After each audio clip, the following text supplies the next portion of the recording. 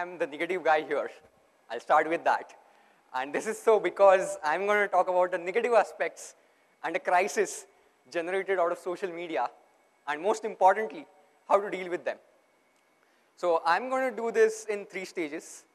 First of all, I want to give some anecdotes and some real good stories around how powerful this social media really is and how vast this network is. The next thing I'm going to do is tell you about some real business stories that we have sensed, felt, and have been in the part of when businesses have lost millions of dollars because of what people said on Facebook. And last is the part where we understand what is really causing this crisis and how to deal with it. So I'll start with the MIT's DARPA Network Challenge, or the Red Balloon Challenge. And it's a very interesting story. This happened while I was studying at MIT. I was at the media lab at MIT, which is sort of the innovation hub, where you get to do a lot of interesting projects and work on R&D areas that otherwise you will not be funded for. And obviously, a lot of crazy people and smart people all over the world are clubbed into this building, where they are funded and told to do research on the areas that interest them. So it so happened that at the same time, DARPA, which is a defense research institute in the US, released a project or a challenge which said, you will win $40,000 if you can spot 10 red balloons that they are going to raise at one particular time in US. And those balloons will be in different places all over the US. Let's say one in Union Square in California, the other one in New York somewhere, etc., etc. And you wouldn't know what are the likely positions, because obviously they'll pick some obscure places where there is lesser population density and all. So this network challenge was launched, and people were supposed to create teams and have a plan on how they'll tackle this problem. So it so happened that the MIT team won this challenge, and surprisingly so, in just 9 hours, they spotted all these 10 balloons all over US. And what's more interesting is the strategy that they used to track these balloons. The guy who formed the team formed his team pretty much 24 hours before the actual challenge was supposed to take place. And all this organization and planning happened within that day. What did he do? He made a website and said, be a part of my team and chain in people you know who also want to be a part of this team. Whoever spots a balloon will get some prize, let's say $2,000. And the guy who has recommended him to come into our team will get half the prize, let's say $1,000. And the guy who brought that guy in will get another half price. So this is literally monetary incentive that these guys worked on, and that paid off really well. They created a network or a team of millions of people all over US. And it's surprising, I was in the same building, but I didn't know that this was happening. But the same day evening, I returned from my lab to my room in my dorm, and I saw this on my Facebook. A few of my friends requesting me to be a part of this team who were on other part of US, let's say on the West Coast. And I read that this is an MIT team that's doing it. I didn't know about it, but this guy on the West Coast knew about it, and he tells me to join this network. So I joined.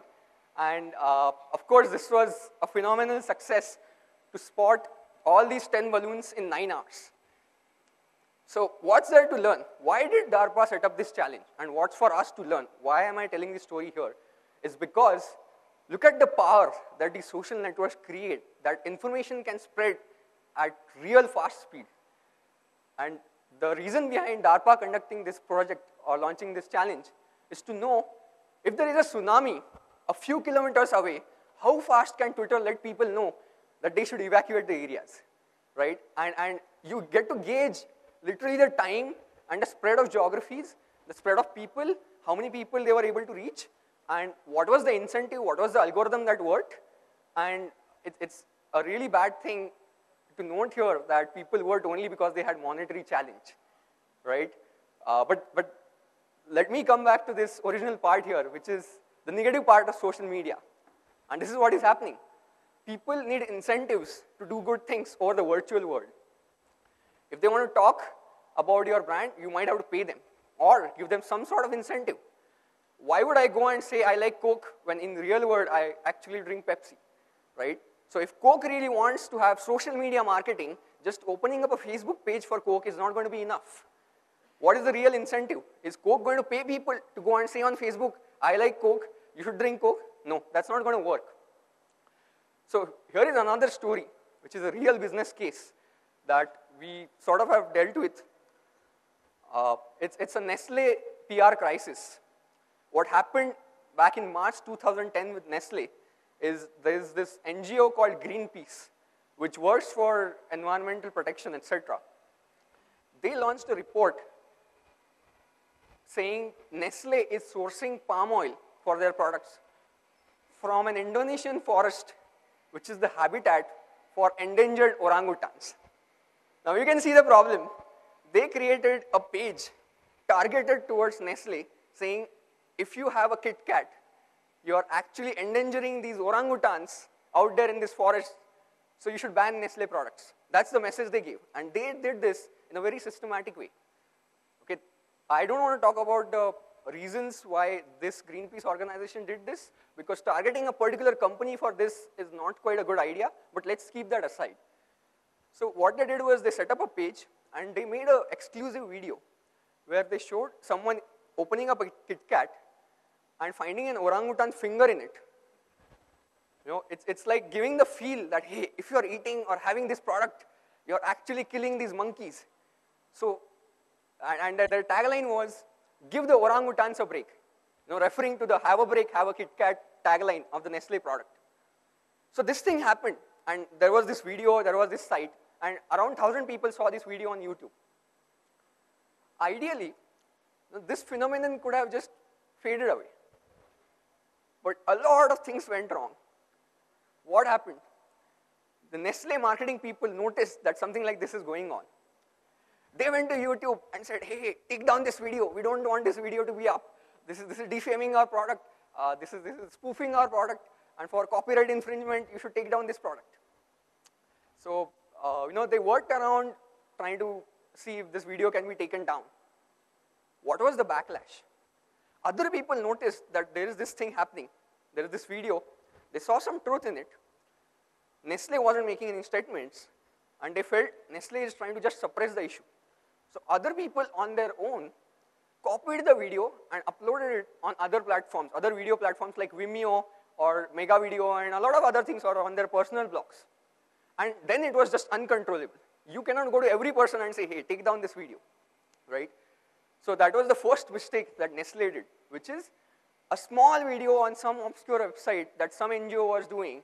They took really seriously, took it personally, and tried to answer it, tried to suppress it.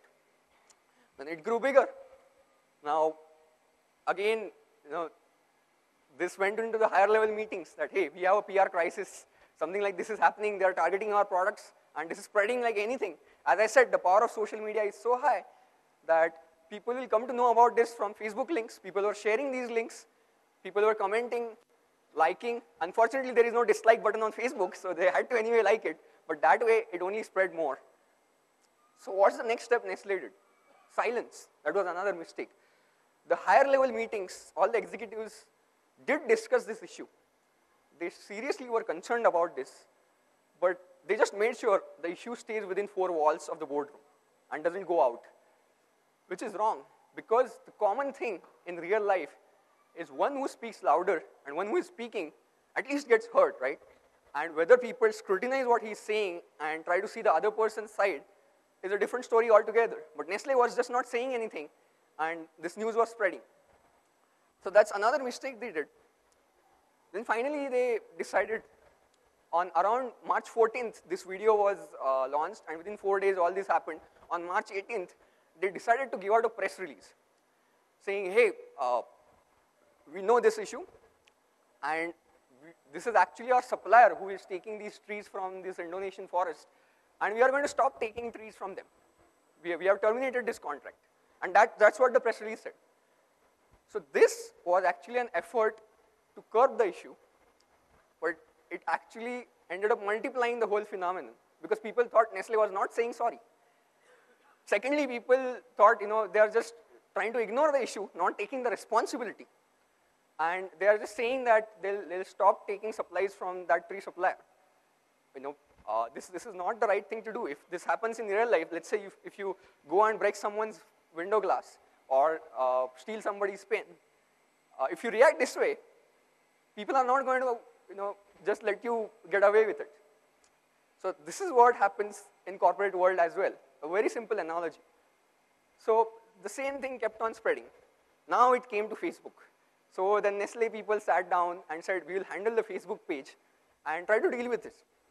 What they did was, they tried answering every comment that people are posting on Nestle's official Facebook page, saying, hey, it's not really the case. Only some of our products use that palm oil from that forest, and we have now terminated that person anyway. The supplier doesn't any longer work with us, etc., etc. Finally, what started happening was people, as a campaign, started putting up changed, edited Nestle logos as their Facebook page. Because whenever some phenomenon, as you have seen in India against corruption, people had Indian flags or the India against corruption logo as their profile page on Facebook, and it creates a lot of impact. So again, Nestle started having problems. Oh, everybody is having Nestle logos and is orangutan, endangered orangutan on their Facebook page, and it's really damaging the company brand image. So they started saying, look, we are here to answer your comments on Facebook, but if you have a profile logo with Nestle or re-edited Nestle logo, we will delete your comments.